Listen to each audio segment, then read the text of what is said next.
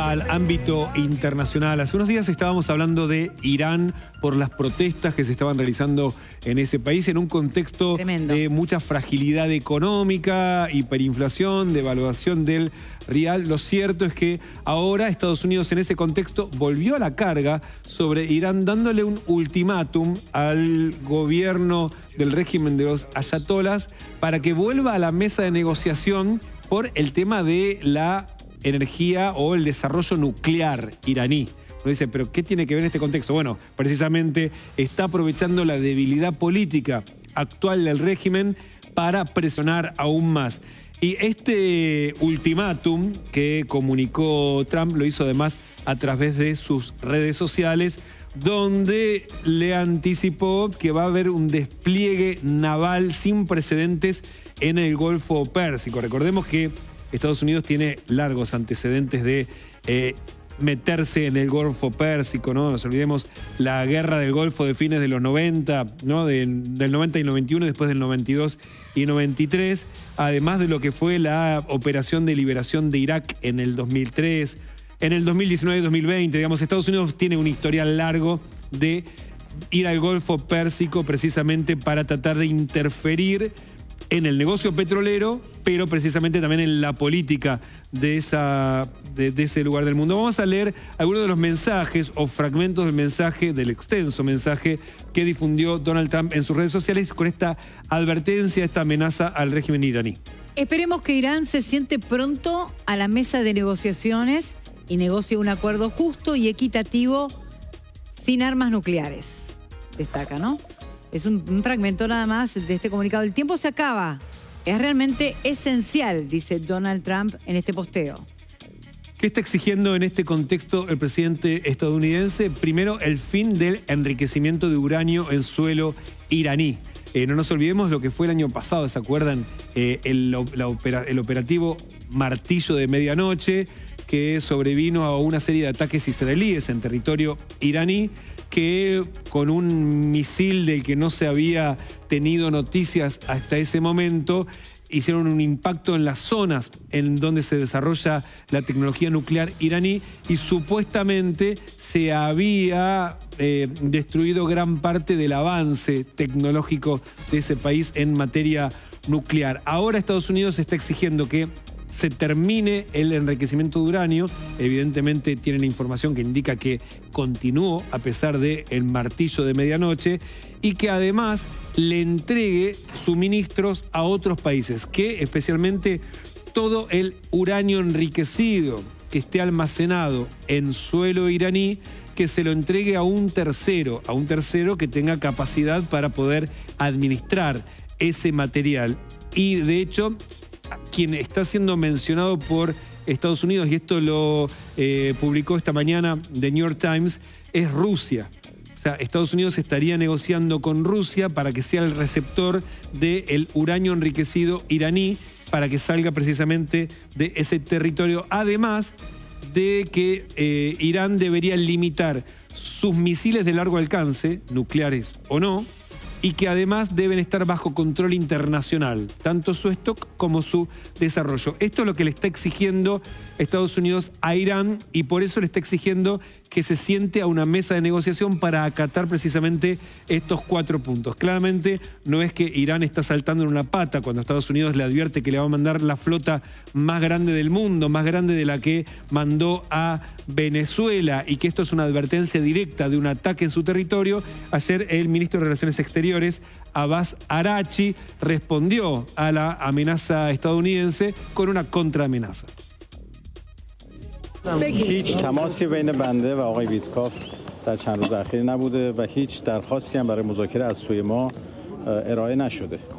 مواضع ما مشخص هست. مذاکره با تهدید نمیتونه جور در بیاد و مذاکره در شرایطی باید صورت بگیره که از تهدیدها زیاده‌خواهی‌ها دست برداره. Bueno, cualquier diálogo debe realizarse sin amenazas.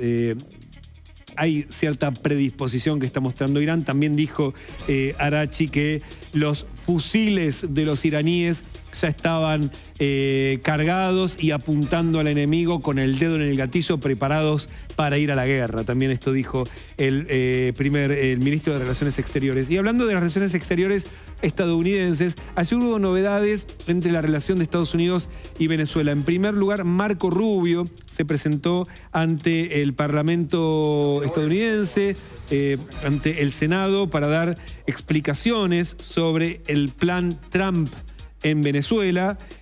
Dio algunos detalles interesantes, llamativos, de la relación entre la administración Trump y el gobierno de Delcy Rodríguez. Lo que reveló es que el gobierno y el Tesoro de los Estados Unidos, o sea, el Tesoro, estamos hablando del Ministerio de Economía de Estados Unidos, supervisa las cuentas y aprueba el presupuesto mensual de Venezuela, específicamente en materia de explotación de hidrocarburos. O sea que todos los meses se comprometió Delcy Rodríguez a enviarle a Estados Unidos el presupuesto, el plan de exploración y explotación petrolera, y que Estados Unidos lo aprueba o lo desaprueba.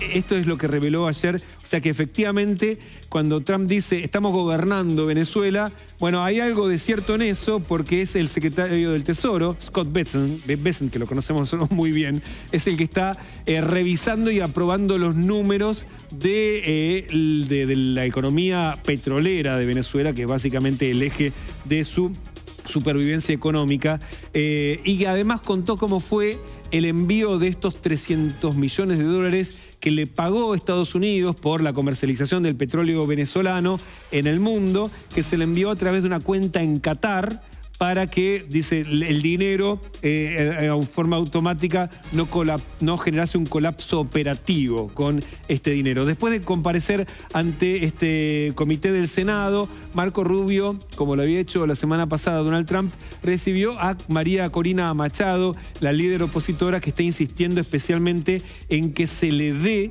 interferencia, rol a la oposición en esta transición. De hecho, Marco Rubio le dijo a María Corina Machado algo que había repetido en el Senado, que tienen un plan con algunos plazos que no son precisos, pero que son estimados, sobre cuáles son los próximos planes o las próximas etapas en Venezuela.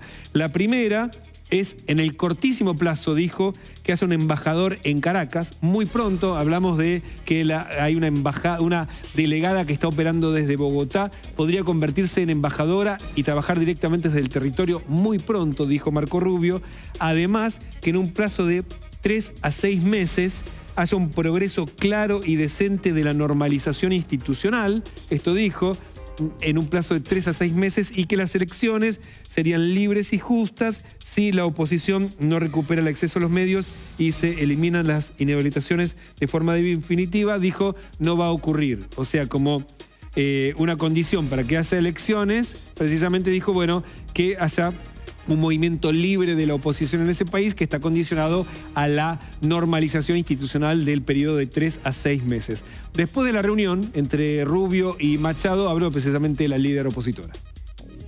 Y hoy estamos muy cerca de consolidar lo que hemos anhelado, no solamente la conquista de la libertad, sino lograr la unificación de todas nuestras familias, que millones de venezolanos que se han ido puedan volver a nuestra casa. Y hoy yo puedo asegurarle a los venezolanos que la transición a la democracia tendrá lugar, porque tenemos el respaldo de las democracias más importantes del mundo, y muy especialmente del gobierno del presidente Trump y de su secretario de Estado, Marco Rubio.